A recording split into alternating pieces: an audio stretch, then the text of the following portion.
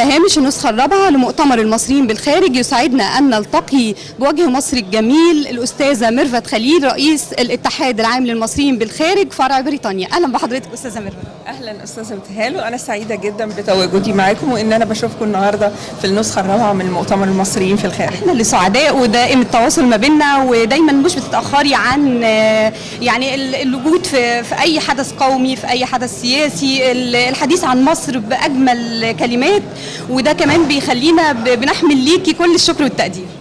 يعني أنا هقول إن هو يعني قبل ما يكون واجب، هو ده الوطن اللي إحنا بنرجع له، هي دي هويتنا، هي دي يعني الحاجة اللي إحنا كلنا لازم نتجه ليها بشكل أو بآخر. حب الوطن بتبقى حاجة مزروعة فينا، ويمكن المصريين بيختلفوا عن يعني الجاليات الأخرى، مش عايزة أقول طبعا جاليات أخرى، ولكن دي حقيقة. دايما بتلاقي المصري دايما بيفكر إن إزاي إن هو يتواصل مع أهله، يتواصل مع بلده. أول ما بيذكر اسم مصر حضرتك بتشوفيها في الماتشات وحاجات زي كده، بتلاقي الدنيا يعني بخير خالص. طبعا مشاعر بتبقى فياضة جدا، ودي أعتقد يعني يمكن دي هبة من الهبات اللي ربنا إداها لمصر، وهو شعبها اللي بيحبها وعنده ولاء شديد لها. دوركم كاتحاد في جمع شمل الجالية المصرية في بريطانيا، واستقبال المغترب الجديد، ودعم أي مصري موجود عنده مشكلة. يعني نقول الكلمة الشهيرة، كلمة السر ميرفت، لو نزلت المملكة المتحدة وحبيت ان انت تلاقي داعم ليك، فأول حد هيكون ميرفت خليل. طبعا أنا متشكرة جدا يعني، ولكن يعني إحنا كاتحاد بنحاول نعمل بأقصى جهدنا إن إحنا نساعد المصريين في البلد اللي إحنا فيها، وده واجب يعني الاتحاد أو أي مجموعة بتتكون، سواء كانت مجموعة مسجلة أو غير مسجلة، إن هم بيساعدوا المصريين في البلد دي، لأن بنبقى إحنا الوسيلة الوحيدة إن إحنا نساعدهم، خصوصا اللي بيبقى عندهم مشكلة في اللغة، بيبقى عندهم مشكلة عائلية، فبنضطر إن إحنا نقف جنبهم. الاتحاد العام للمصريين في الخارج بيتميز ان هو الاتحاد الوحيد المسجل في مصر الخاص بالمصريين في الخارج، وان شاء الله السنه دي بنحتفل بمرور 40 عام. خلال ال40 عام الماضيين تكونت فروع كثيرة جدا جدا حول العالم، ودي كانت من الحاجات الجميلة. بنتميز بأن الاتحاد بتاعنا بيربط المواطن المصري بوطنه مصر. دايما بنعمل لهم أبديت بالأخبار، بنوريهم اللي بيحصل في البلد، بنرجعهم هنا البلد، نوديهم مثلا رحلات، حاجات زي كده، ان هم يعني بنشجعهم ان هم يعودوا الى وطنهم الام. ولكن المصري بصفه عامه زي ما قلت لحضرتك هو بيتميز بحبه للوطن وانه بيرجع لبلده. يعني نقدر نقول ان في كمان تغيير كبير جدا في حقوق المصريين في الخارج ودعم الدولة المصرية الحديثة للمصريين في الخارج. ايه اكتر حاجة حضرتك شايفاها حصلت كانت حلم وكانت امنية للمصريين في الخارج واتحققت في عهد الرئيس عبد الفتاح السيسي؟ والله الرئيس عبد الفتاح السيسي يعني حقق حاجات كثيرة جدا للمصريين بغض النظر عن في الخارج أو الداخل. المصري أما بيشوف بلده كويسة حتى اللي في الخارج، هو بيبقى بالنسبة له إن يعني ده اطمئنان، ده حبه لبلده.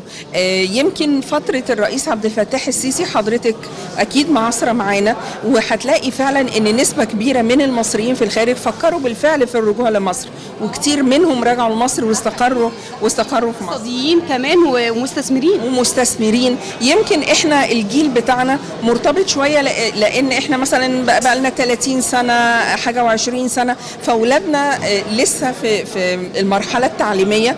انما حضرتك تاكدي تماما ان اول ما بنطمن على اولادنا ان احنا الكبار بيبقى مرجعنا لمصر وبنرجع نستقر فيها، ودي بتبقى الخطه. لو استثمرنا بنستثمر في مباني هنا او بيزنس هنا، فلوسنا بنجيبها في البنوك هنا. كل حاجة بتخص المواضيع دي بتبقى دايما العودة إلى مصر، يعني الملاذ الأخير لمصر.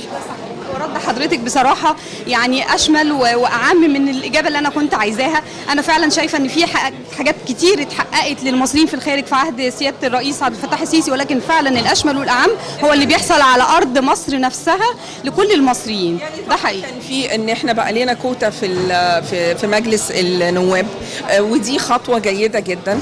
يمكن هي لسه عايزه يبقى فيها اختلافات شويه، ان هي تبقى اشمل، تضم مصريين في الخارج من جميع الانحاء. انا عارفه طبعا ان في ريستريكشنز على المواضيع دي، ولكن يعني احنا بنامل طبعا ان يتم النظر فيها بشكل مختلف.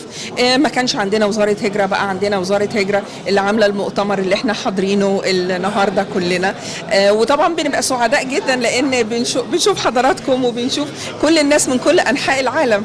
يعني عايزه اقول لحضرتك برضو وجود سيده مصريه بتتصدر صفوف الدعم وصفوف الخدمه العامه للمصريين في الخارج، دي حاجه برضو فيها شيء من الندره. نتكلم بقى عن جزئيه اخيره، نجاح المراه المصريه في الخارج، وانا عارفه ان حضرتك ناجحه اجتماعيا واسريا ما شاء الله، وعندك كمان ابنه نموذج مشرف للمصريين في الخارج.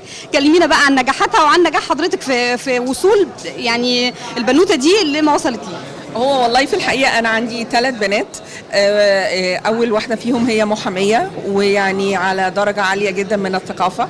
البنوتة الثانية عندها أووردز كتيرة جدا في المجال التعليمي. الصغيرة وحضرتك شفتي يمكن صور لها، حصلت على شهادات كتيرة تقديرية من الدولة.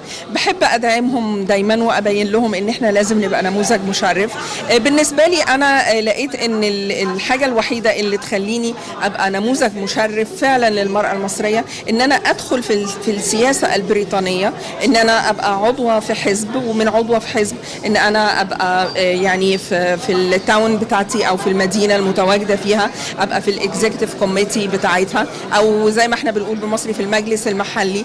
وبعدين ان انا ابقى من السلكشن كونسلرز اللي احنا بنحاول نشوف مين اعضاء البرلمان اللي احنا ممكن ننتخبهم.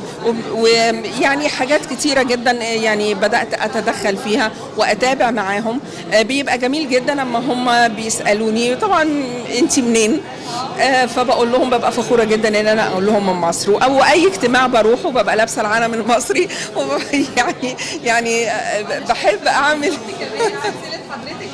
النسر فالايدنتيتي بتاعتي مهما كنت انا ليا ولاء طبعا لبريطانيا لان انا عشت فيها مده طويله، ولكن يعني ولائي الاكثر لبلدي الام.